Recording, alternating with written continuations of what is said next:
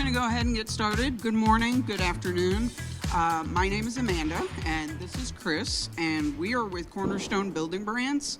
And today we will be presenting Metal Mastery, and that is meeting building codes with metal building systems. I want to put a little disclaimer out there. It was originally called Meeting Building Codes with PEMB, but I understand there is a movement in the industry to get away from the term PEMB and focus on metal building systems as a whole.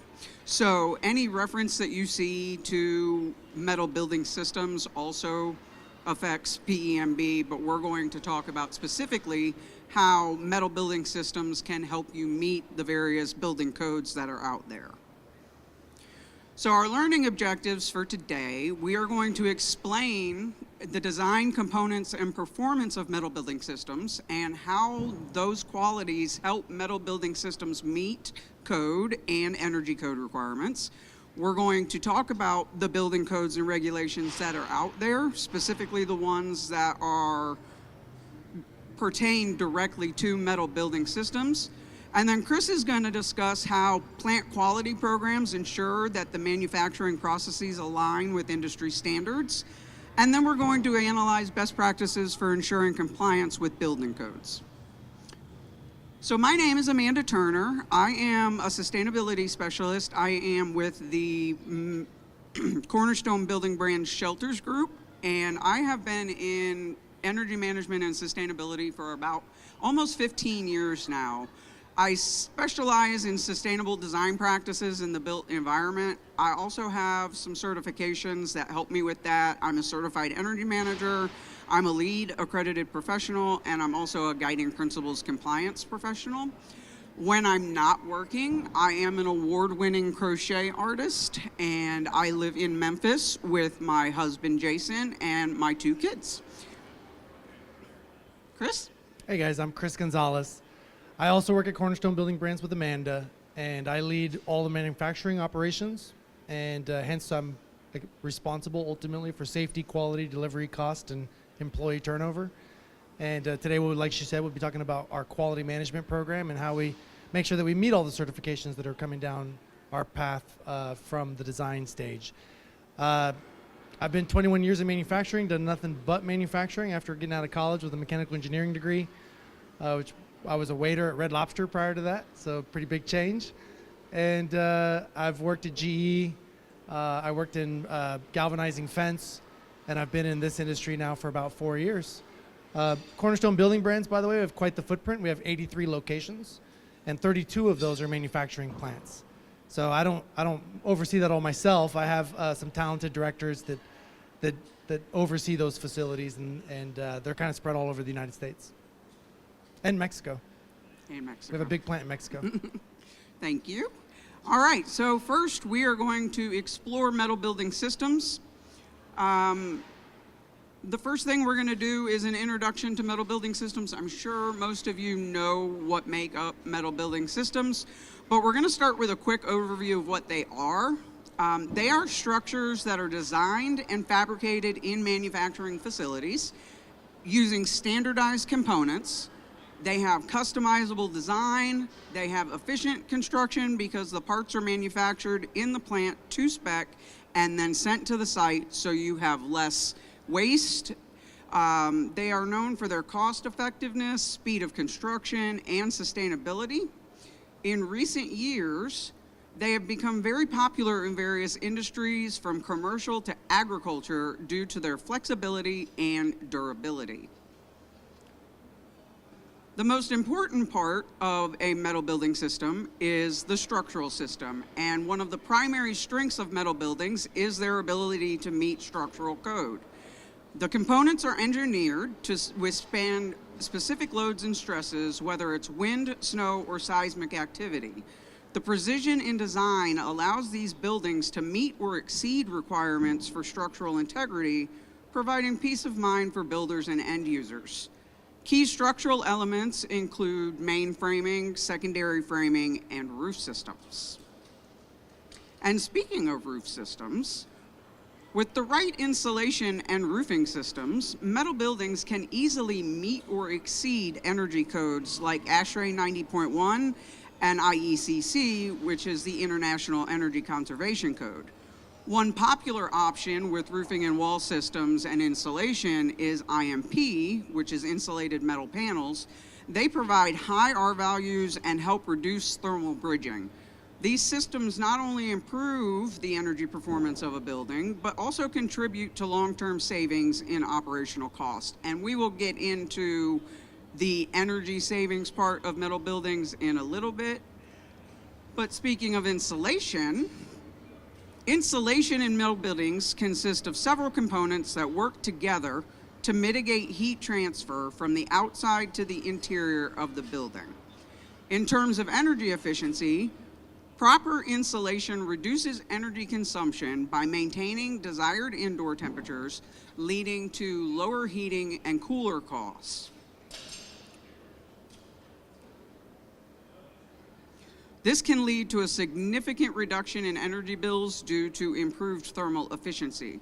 It also enhances occupant comfort by reducing temperature fluctuations and controlling the indoor climate. It prevents condensation that can lead to corrosion, mold, and structural damage. And since it has a lower energy consumption, it reduces greenhouse gas emissions. There are some best practices when it comes to insulation in metal buildings. The use of high R insulation is important, but it has to be suitable for your climate. Continuous insulation, implementing continuous insulation strategies to minimize thermal bridging, and of course regular maintenance. Inspect and maintain insulation and air sealing to ensure long-term performance. So why is it that a metal building is so much better at this than a traditional built building? Well, this is why. Steel versus traditional materials. What you see here is it's an emotional how you feel about these things. So this is the implication of a less sustainable material and a more sustainable material. So you'll see the green square is steel, the white circle is concrete, and the blue circle is wood. In terms of raw material content, steel is made up of recycled content, is 100% recyclable, and can be reused at the end of life, but steel and concrete production are very energy intensive. So you get a lot of carbon, embodied carbon within your product because of the extraction of the materials and the manufacturing process. In terms of the manufacturing process, concrete is labor intensive, but wood products generate waste material, and steel requires high temperature forming processes. In terms of recycled content, all steel products and wood sidings incorporate recycled content, but concrete and wood framing do not due to material and performance requirement restraints. Maintenance, wood is less sustainable, it breaks down easier, it's susceptible to pest, so there's a lot more maintenance that goes into a wood structure. Concrete falls kind of in the middle, but steel requires less maintenance. In terms of longevity, you are going to see longevity with steel. With a steel roof, you can see a steel roof that will last longer than the building it is on. You don't see that with a lot of other materials. And then with end-of-life recycling, like I mentioned before, concrete can be recycled, but it is not very often. And wood, again, can be recycled. But steel is the most recycled material and can be reused over and over and over again without losing any of its attributes. So now we're going to talk about some of the building codes and regulations that you run into when you're building with metal building systems. Let's talk about why building codes are so important. So they ensure that buildings are safe, energy efficient, and environmentally friendly, but failure to meet these codes can result in fines, project delays, and even legal issues. For architects and builders, staying ahead of building codes is crucial for maintaining project timelines and budgets. When it comes to metal buildings, there are several building codes that need to be considered. You have general building codes, structural design, fire safety, MEP systems, accessibility, energy efficiency, but there are also specific metal building codes for structural systems, the materials that are used within the metal building system, even the connections and corrosion protection, because steel is susceptible to corrosion. Now, the International Code Council has several codes, 15 to be exact, that covers everything from how your building interacts with the wildlife to making buildings more resilient against fire events, including explosions and wildfires. Other codes, such as the previously mentioned International Energy Conservation Code and the International Green Construction Code, contain provisions for constructing buildings that conserve energy and are more environmentally friendly. So the key codes that we're going to discuss: for structural integrity, there's the International Building Code, which sets standards for structural integrity, fire safety, and energy efficiency. We also have the ANSI 360 and ASHRAE 90.1, which focuses on the energy performance of buildings. Additionally, codes like the National Fire Protection Association standards play a key role in ensuring fire safety in metal structures. You also have accessibility standards, the Americans with Disability Act, and environmental standards when it comes to green building certifications such as LEED and WELL. So we mentioned energy efficiency. When it comes to energy codes, energy efficiency is a hot topic in construction today, and metal buildings are no exception. Many Western states, such as California, Oregon, and Washington, have adopted the most recent energy codes, as they are known for placing high importance on sustainability and the environment. According to the 2020 State Energy Efficiency Scorecard, which was put together by the American Council for an Energy Efficient Economy, California currently exhibits the most stringent net zero energy building codes. So net zero means your building is actually generating more electricity than they are pulling in from the grid.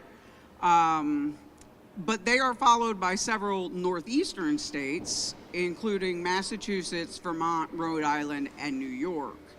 As you can see from this map, there is a distinct dissimilarity between the stringency of energy codes in the Northeast and the Southeast, with states like Georgia, South Carolina, North Carolina, and Alabama only adopting earlier codes, and Mississippi, which has no statewide energy code.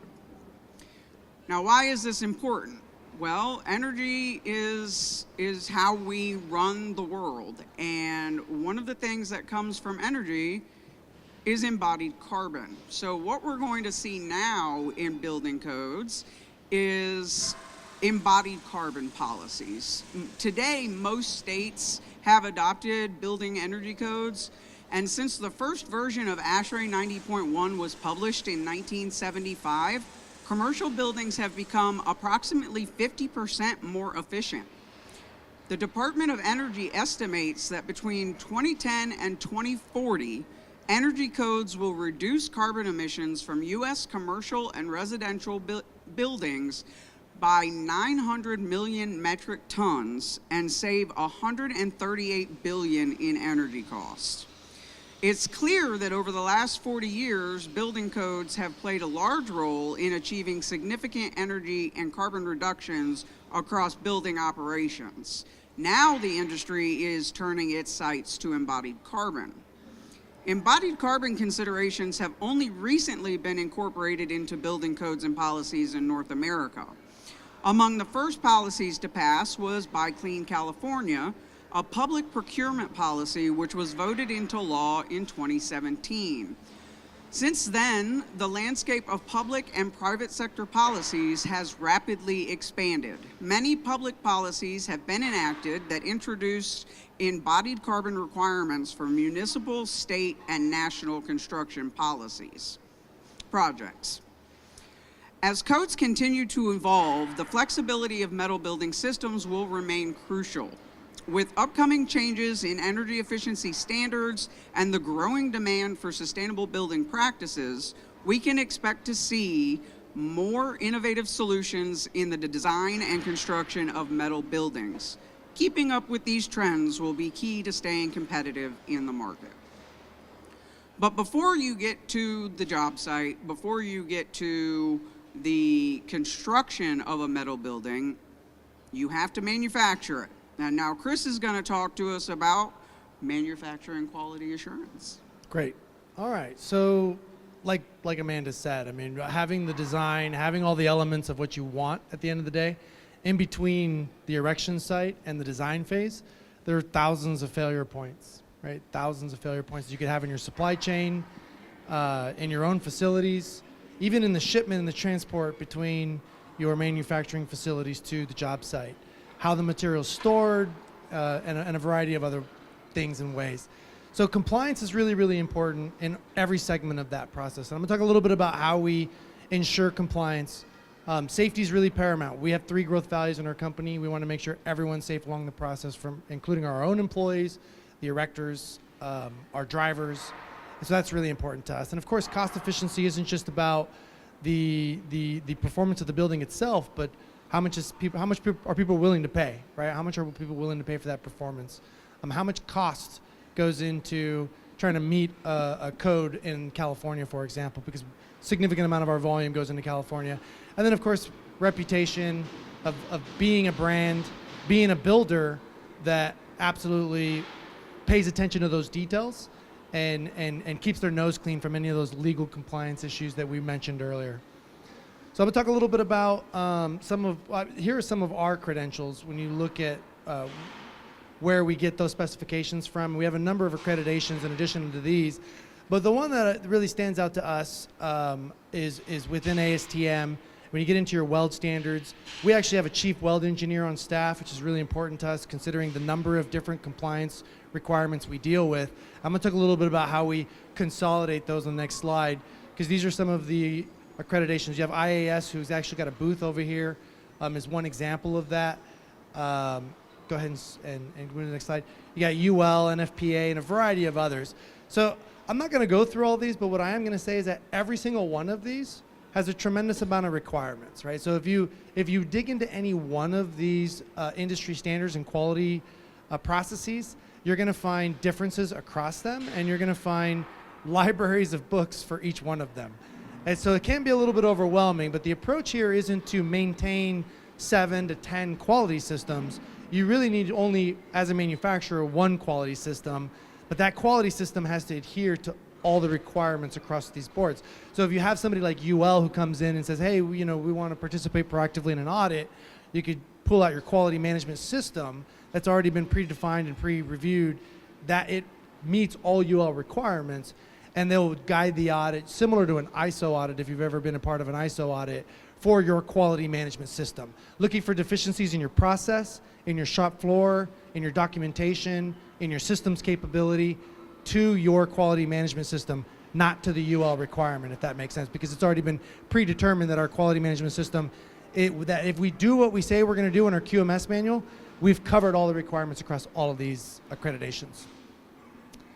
Oh, we'll just keep going. So I'll talk a little bit about how we do it. Oh, I'm sorry, this is a good overview. So actually I got ahead of myself, because the quality management system, if you look at this left to right, you've got document control, standard operating procedures. If I'm at an operator workstation at a purlin line, for example, does he have an SOP? Is it visual? Can he reference it? Sometimes auditors will ask the operator questions and interview operators, and they're looking for, does he even know the SOP exists? I see it over there, but does he know it's over there, right? And other things, statistical process control. We use a lot of system capabilities like OE. We've actually rolled out Factory Talk from MES, which really helps us a lot in gathering information from our equipment and giving us analytics that we can use. We use Power BI for our analytics to monitor a variety of different things to make sure that we have process control in place. Inspection and testing, we try to inspect in the work versus inspect after the work, but you can't always do that. Sometimes you might have third-party inspection requirements. You might have UT inspection on your weld, for example, and we consider those as add-ons, but you have to have the infrastructure and the capability to facilitate those asks from your customers, right? And there's a variety of training and certifications around each of those inspector processes. Non-conformance management is what do you do when you mess up? What's your root cause corrective action process?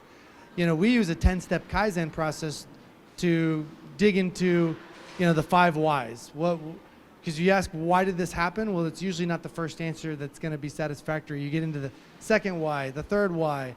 Well, then why that? And we use 5 whys. So when we do what we call horizontal root cause corrective action matrix, we've got a variety of things that we're asking why about, and we're trying to make sure that we get all of those 5 whys layered deep to really understand what's the system deficiency.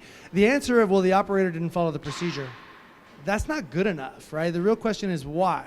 Why didn't he do that? Is it difficult to do? The easiest way for him to do his job should be to do it the right way. And so trying to really get down to the system, what's the system surrounding the operator that led to that failure is really the hard part. That's what we challenge ourselves to do. And then of course put the corrective and preventative actions in place and then sustain those, and I'll show you a couple of mechanisms we use to do that. So advancing the plant quality programs, one of the things is, I mentioned supply chain. You got to make sure that the material coming in meets your requirements. So a good example of that is just steel, right? Who are you buying steel from? What's the chemistry of that steel? Is it within the requirements? Gauge is important. IAS has a requirement of base metal thickness for 26 gauge. You'd be amazed how many different versions of 26 gauge there are in our industry. Everyone has a different base metal thickness, it seems. But there's a requirement around that. And so making sure that you meet that requirement and that you have controls in place that your supplier's meeting that requirement is really important to this. And I always say you got to put your own eyes on it as an organization. So if you're not miking metal as it's coming in the door to make sure that it meets the requirements that you need or want, you're probably not getting what you think you're getting, is one of the examples. And then, of course, I mentioned controls at the shop floor level. We do this, what we call CTQ stations. CTQ is an acronym for critical to quality. There's thousands of steps in the manufacturing process, right? It could be very overwhelming, but we really narrow in on which are the ones that matter most. You can actually do this on erection job sites, too, if you think about it. What are the failure points that you've had, particularly those that have been repeating, that you've received feedback or had been challenged with in the past? And then how do you put visual management around that? We use these CTQ stations as literally a physical board that's at that workstation that says, hey, this workstation is really, really important because we've had field failures or failure issues in the past at some point. And or we've determined that a failure here leads to significant downstream impact or implications to our compliance or to our safety or to our product performance. And so we put very visual stations, so as you're walking through one of our manufacturing plants, you can immediately identify, oh, that's a CTQ station. That must be important. Let's go over there and look at what's going on, and we're actually tracking and monitoring in real time or hour by hour our performance of particular characteristics of that process. And the operators are responsible for that because they understand the importance of their workstation, and it creates a lot of awareness and visibility around it. No Defect Forward is an initiative. It's a campaign that we built, and really, it's if you walk around our plants, you'll find people wearing shirts and sweaters that say NDF, No Defect Forward. We give Yeti cups and things like that have No Defect Forward, and the idea is to create awareness that, hey guys, No Defect Forward means that you're affecting people downstream. And I'll give you an example. When you're doing primary structural and you use a built-up or a big built-up beam, we call it 3-plate, trying to use all the synonyms of the same product so that it resonates with everybody. But big structural beams go through a system called a pull-through welder. Some people use gantry welders. And it runs the seam between the web and the flange all the way across the length of the beam. That process has a tremendous amount of impact to what the fitters and welders have to do downstream. So when that beam gets to a weld bay, those guys are going to have to fill in any missing weld. they're going to have to repair any blowouts. They're going to have to grind and ensure that the fit is correct between any of the components so that it's nice and flush. And that's a tremendous amount of work. And what we found is most of our fitters and welders over the years have just grown numb to the fact that the pull-through welder makes mistakes, and I'm just going to fix them. And that's okay. But then when you get down in the weld base, you start realizing that, man, I'm spending 20 to 30% of the time over here fixing what's going on in the pull-through welder, and nobody's talking about it, right? Nobody's going down to the pull-through welder to be like, hey, bro, you messed this up. Like, can we get this right from now on? Because they don't want to have that confrontation. Or maybe they've just have had that conversation 10 years ago and nothing happened and now I give up.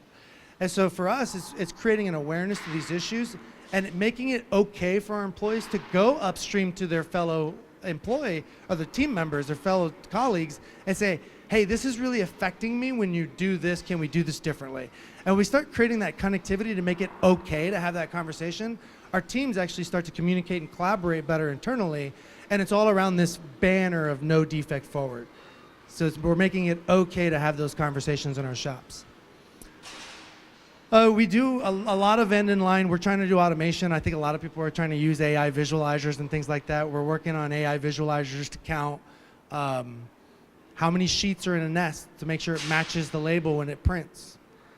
We're using an AI visualizer and we're in the process of trying to count the number of holes that come out of the purlin line to make sure that we're not missing holes because a gag didn't fly, right? Or something like that.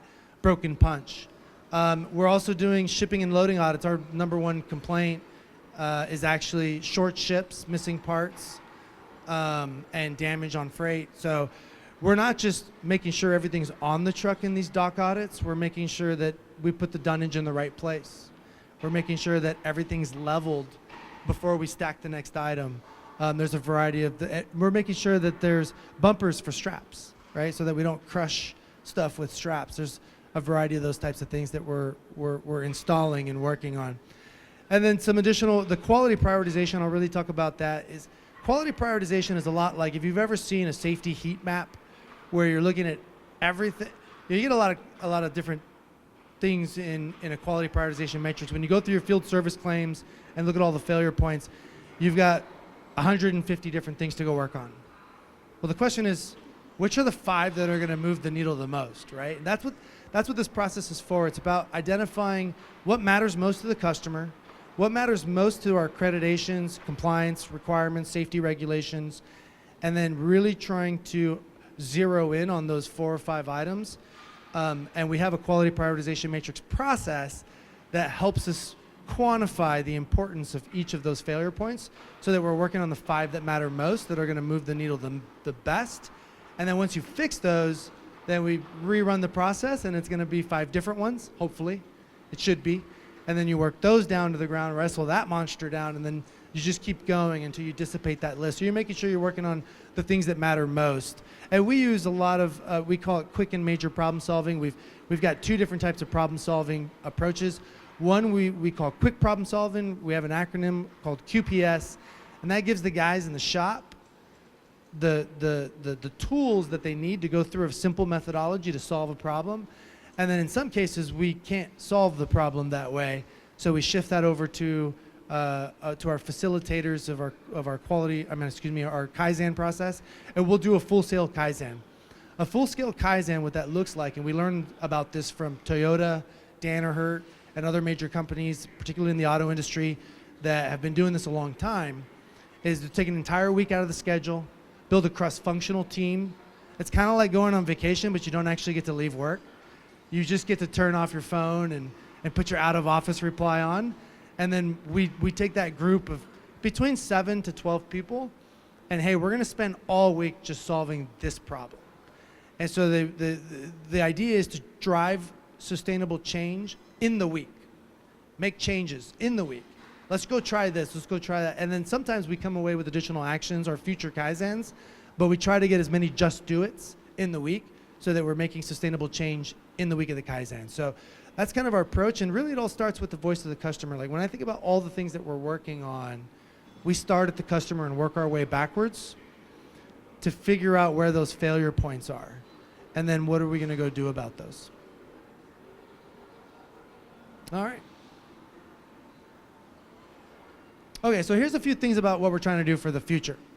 So I'll start with the bottom left, because that one's really been one of our biggest pain points for our customers, is how do you make sure you get everything on the truck?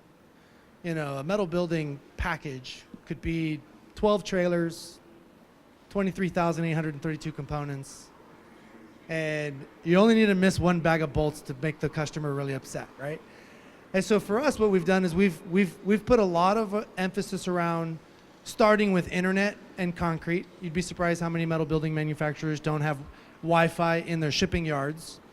That involves fiber optics, that involves beacons. It's not like putting a router in your living room and like, all right, I got Wi-Fi. Like it's a lot different than that. I found the hard way, it's a lot more complicated than that. And that was really our infrastructure to put digital systems and process in place. Some alternatives might be LTE devices. You could find cellular fueled devices, things like that. But the idea here is to create a digital custody for every single item that goes on the truck, comes out of production, goes into the yard, and then goes on the truck. So we're scanning and using tablets and arming our team with tablets to do those transactions using barcode stickers, they're really URL code stickers that end up tracking every stage of that process. And it also helps provide location. Some of our yards are really big. So you might have, a 22-acre yard, and you're telling the operator, you need to go find this panel. And they're like, there's like 10,000 panels out here. What am I? And so helping them narrow in on what location they're really looking for, it's similar to a warehouse, creates a lot of an enabling. We're also incorporating load photos. And then our intent is to start putting a lot of that into My Portal, which is a online portal for our customers to be able to go in and look at information, place orders, do quotes, and in this case, we're going to give them those digital custody of our product and make sure that they understand what's on what truck and they can see all parts of that process. We're also looking at, I mentioned earlier, we're looking at using AI visualizers to do part inspections. And now we're starting to look at weld inspections. There's a lot of great weld inspection technology out of there, most of which is born out of the oil and gas industry, which I happen to come from. I spent 6 years in oil and gas and doing welding of wellheads. And so that industry is pretty far ahead on automated inspection. So we're starting to play with some of those inspection technologies for us to automate and make sure we're D11 compliant with less UT and less inspectors.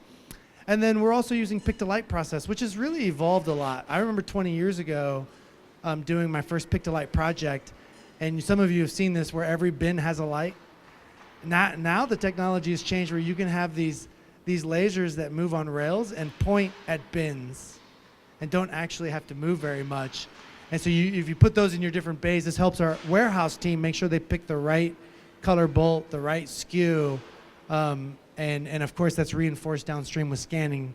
But it helps accelerate that process with fewer mistakes in the warehouse, so that when you find out that in the yard the screws are not the right ones, you don't have to go back to the warehouse to try and find those and correct that mistake. All right, thank you, Chris. So Chris has talked about some of the best practices in manufacturing. I am going to talk about compliance. Like Chris mentioned, there are thousands of pages of codes out there. So what is the best way to comply with the various codes that you have to meet? Well, the first step is thorough design documentation. You're going to start in the conceptual design stage by highlighting the initial ideas and conceptual designs that lay the foundation for the project. That gives you an idea of what codes you're going to need to follow, how stringent they're going to be. Next, in your architectural drawings, you're going to want detailed architectural drawings that define the building's layout, aesthetics, and spatial relationships. Next, and very importantly, you have structural calculations. These are done by engineers that ensure that the building's structural integrity under various loads will be sufficient. Engineering specifications, which give you detailed specifications for the materials, construction methods, and component requirements. And then compliance checks. Much like the compliance checks that are done in the plant, compliance checks need to be done with your documentation to ensure that all designs meet local building codes and regulations. The use of building information modeling to integrate and coordinate all design elements really helps with making sure that you are not meeting one code at the expense of another.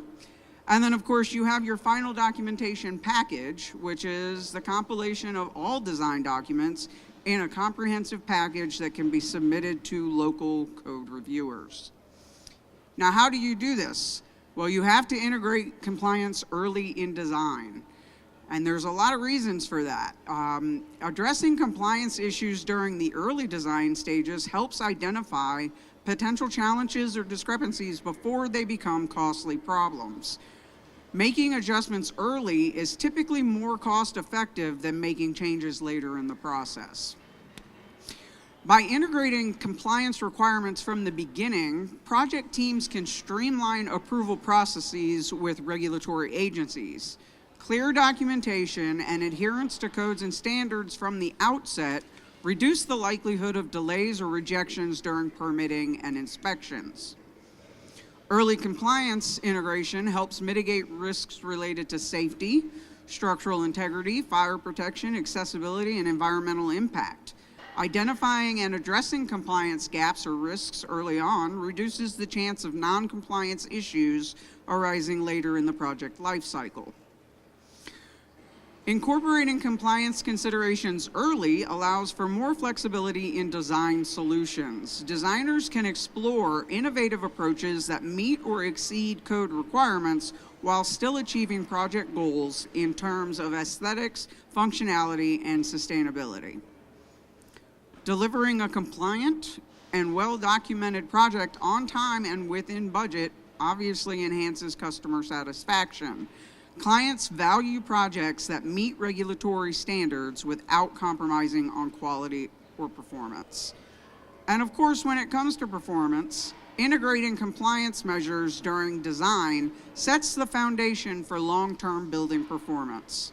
Properly designed systems and materials that meet code requirements contribute to the durability, safety, and energy efficiency of the structure over its lifetime. So you're going to integrate your compliance early on. You're also going to get your code experts involved early on. In the pre-design phase, you're going to want to have a consultation with code officials to understand the regulatory requirements and gather input. This clarifies expectations and reduces the risk of non-compliance. During the conceptual design phase, you're going to discuss your conceptual designs with code officials to ensure alignment with codes and get early feedback, which helps shape compliant design solutions. As you move into detailed design, you're going to submit preliminary drawings and calculations for review, which could identify potential issues early, reducing rework. Final documentation and the final design and documentation phase, the code officials will review and approve final design documents, which ensures that all documents meet codes before construction. When you get to your construction phase, you're going to have regular inspections and site visits by code officials, so continuous compliance monitoring gives you immediate resolution of issues. And then you have your final inspection to certify compliance before occupancy, which guarantees building safety and adherence to codes. So our key learning points were metal building attributes. Metal buildings offer inherent advantages in code compliance and regulatory standards due to their structural efficiency, durability, and flexibility in design. These buildings can be engineered to meet strict wind, snow, and seismic loads while also being adaptable to local energy and sustainability standards, making them an ideal choice for a wide variety of code requirements. Additionally, their material properties and design flexibility allows for greater ease in aligning with codes related to fire safety, thermal performance, and environmental impact, providing a compliant and efficient building solution.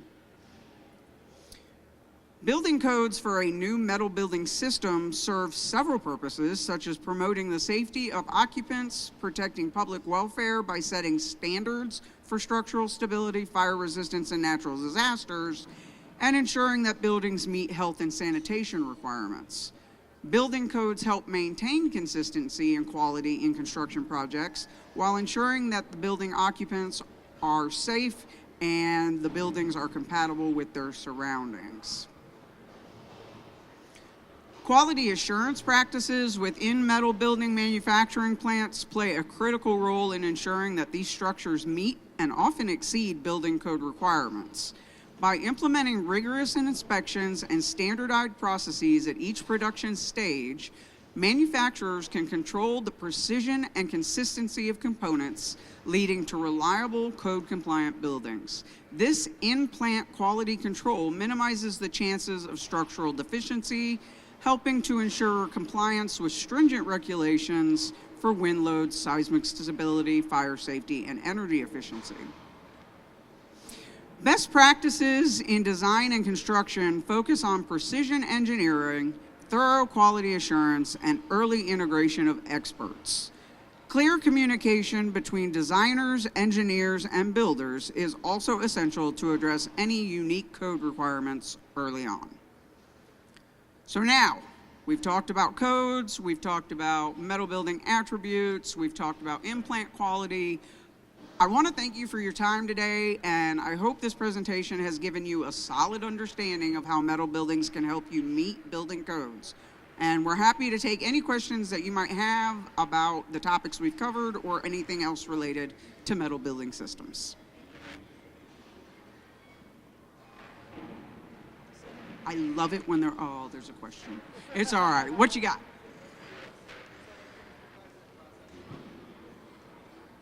Between 7 to 12. So, and if it's 12, we usually break that into 2 groups of 6. And if we don't think we need 2 groups, we try to stick to between 5 to 7.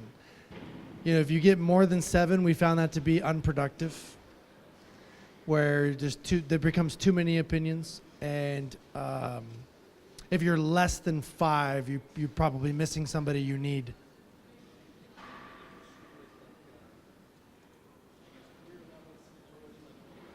That's a great question. So when we assemble Kaizen teams, we try to get a good cross section of stakeholders at different levels of the organization. And one of the things, it's funny you asked this because I have a personal attachment to this question. The question was, how do you make sure that people are engaged, and at what levels of the organization do you actually directly involve in the Kaizen? I grew up doing Kaizen. I spent 15 years, 16 years of my career doing Kaizen, leading Kaizen. And what I've learned is in the last 2 years, or since I got this role specifically, I have to step out. Because I if I'm in the room and I have an idea, then all of a sudden everybody's like, oh yeah, let's do that. And I've had, what was that? yeah, undercover boss, that's a good idea. So I get to miss out on the fun, which kind of sucks, but I've learned that it's better for me to step out and let the team go. I have some of my most trusted directors tell me hey, you need to just go away. All right, I'll get out. Great. Any more questions? All right. Well, thank you. I appreciate you being here. It was the last session of the day. Thanks for sticking it out. And if you could, scan this QR code or use these yellow sheets to complete the session survey. Thank you.